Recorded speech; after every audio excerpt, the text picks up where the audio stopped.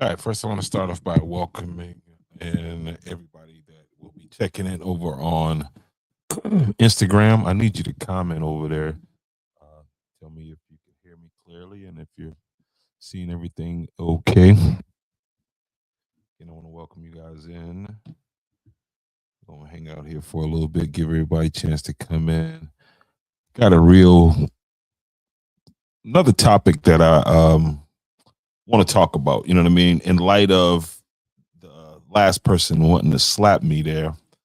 Um, of course, it sent me into research mode, and I just kind of pulled up this person's record. And I'm not going to share or call that person's name because they'll be trying to come after me or, just defamation or something.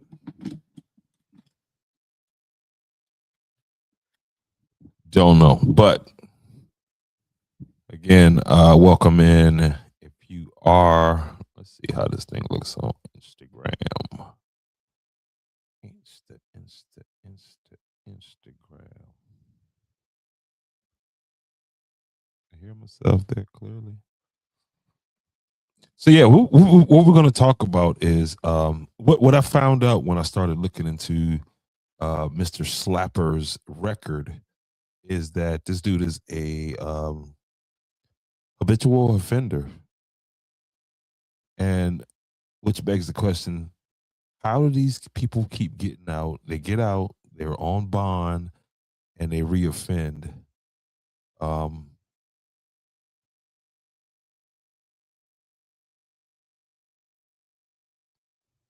so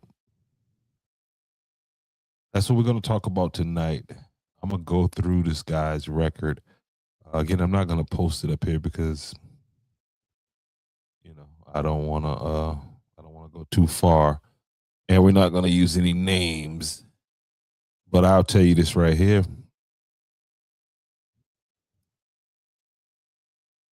man. Listen, man. Listen. It's all right. Yeah, let's give it a few more minutes, and as you get in here, man, hit the like button so we can get as many people over here as possible.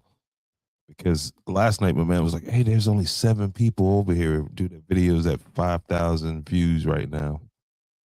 Um, because he thought you were.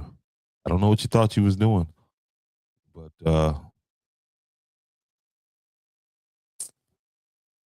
we here now, and we're going to talk a little bit about arrest, bond, and repeat offenses.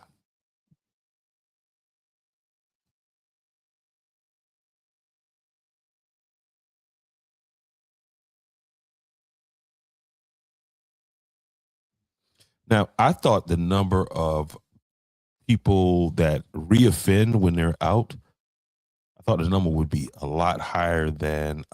So here we go. 78.5% of the people arrested do not get rearrested. However, comma, 21.5% do get rearrested.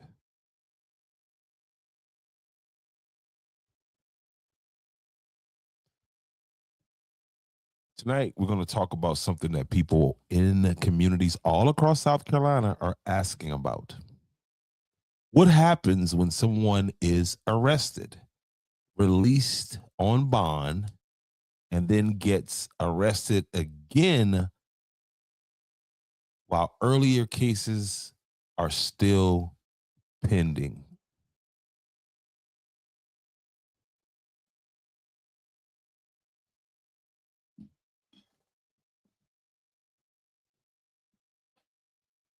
And this is where the Justice Department, the court system is failing us.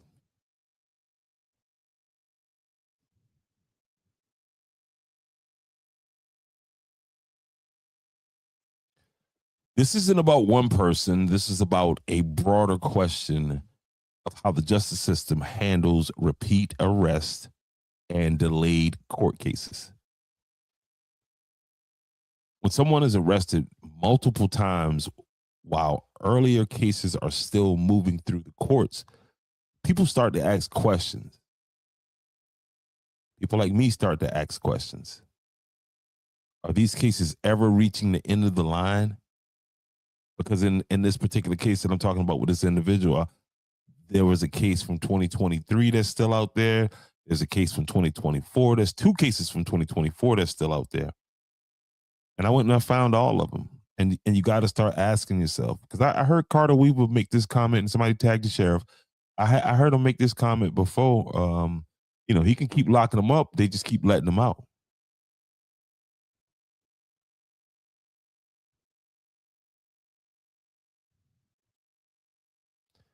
Because justice isn't about the arrest. Like I just said, justice is about resolutions. And so what they do a lot of times, you know what I mean? I don't know in this particular case, but I know what they do a lot of times is they'll let these people just continue to stay out and terrorize the community, as long as they tell on a few of the other ones. You know what I mean? Because most of the investigators and detectives, and they don't live in the community where this stuff is happening at. So they really don't have no vested interest in stopping it, except for to make a promotion to win an election or something like that. You know what I mean? It is what it is. Um, I'm not saying that, and of course, there are people who are out there risking their lives, so there must be some um, authenticity into what they're doing. Otherwise, you'd have to deem them crazy for going in some of these communities, risking their lives for people who have no respect for them. Research on a pretrial release, meaning people who are released on bond while awaiting trial, shows something interesting. That study shows that about 1 in 5, okay, that's 20%,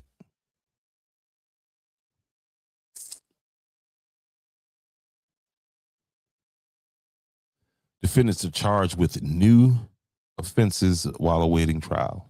At 1 in 5. Again, meaning 78% of the people released before trial do not get arrested again, while about 21% are arrested again before their case is resolved. So statistically speaking, the majority of people who are released on bond, they don't reoffend. They learn their lessons. They try to get out of that situation and they move on.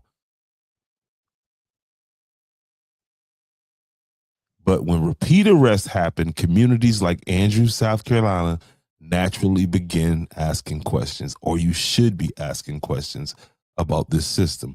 When you see these people with multiple, especially when we start talking about fentanyl is killing people.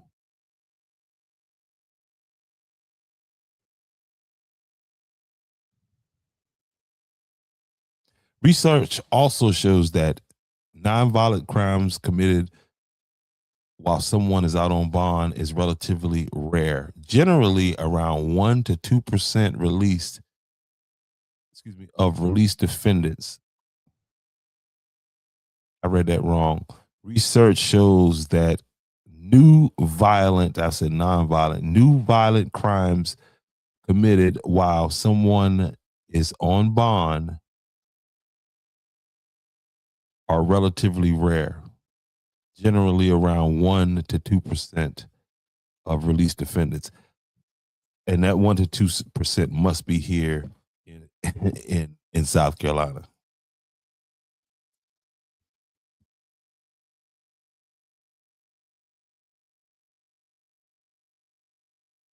However, when cases involve drugs, repeat arrests are long delays in court proceedings, public concerns tend to grow.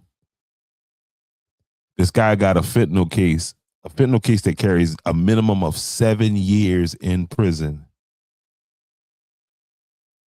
This was 3 years ago.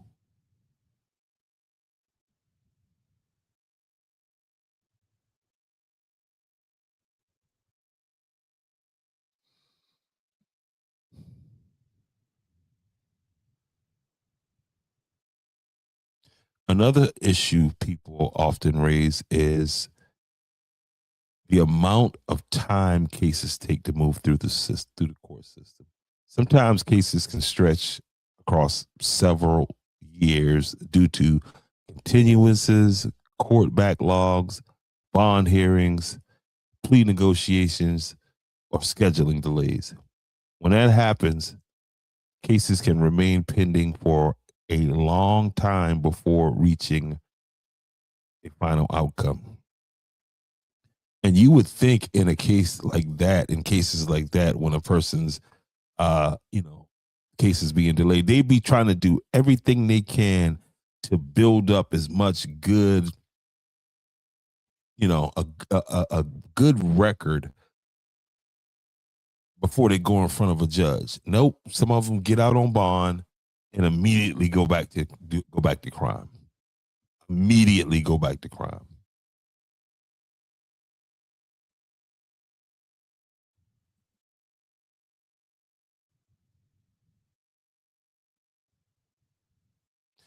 So the real question becomes this: is the system moving cases through the courts quickly enough? No. Or are some cases getting stuck in what people sometimes describe as a revolving door of arrest, bond, and pending charges?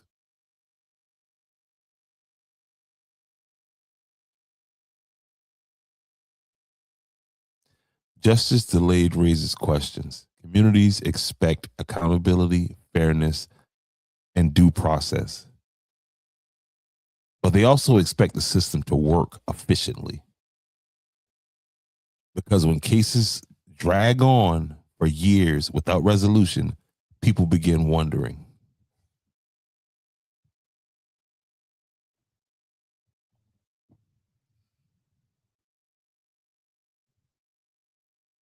is justice being served, or is just postponed? Postponed. Postponed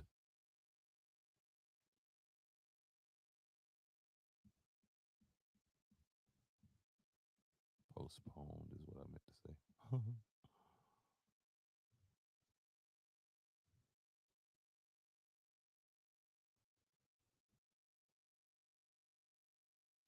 Listen to this, guys, as before we get out of here. OVJS. May 2023, May arrests referenced. Charges: blue light, cocaine, stolen goods. 2023, June 10th, arrest, drug trafficking arrest. Charges: trafficking fentanyl. That's 2023 in June. November 2024. November 23rd, 2024. Georgetown County arrest. Charges: possession with intent to distribute. Blue lights. Again, he don't stop for blue lights. Driving under suspension and obstruction of justice. And just here recently, March 4th, Andrews drug bust, possession with intent to distribute marijuana, controlled substances, which is more than likely fentanyl.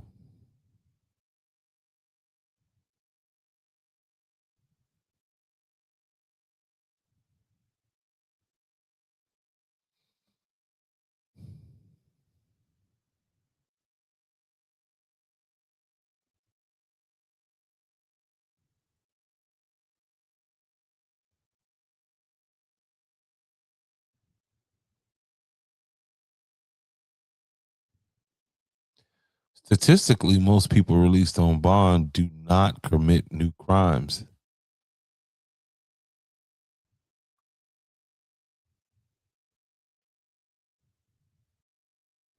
Some of these people get out on bond just to commit crimes and then get a new bond. So again, system has a lot of issues. Again, we're talking also about that child support thing. And is that an effective system? Is it designed to help the child, or is it designed to punish the poor? Anyway, get in the comment sections and give me your thoughts on that and this. And again, I appreciate you for being here. I would really appreciate it if you hit that like button. Peace.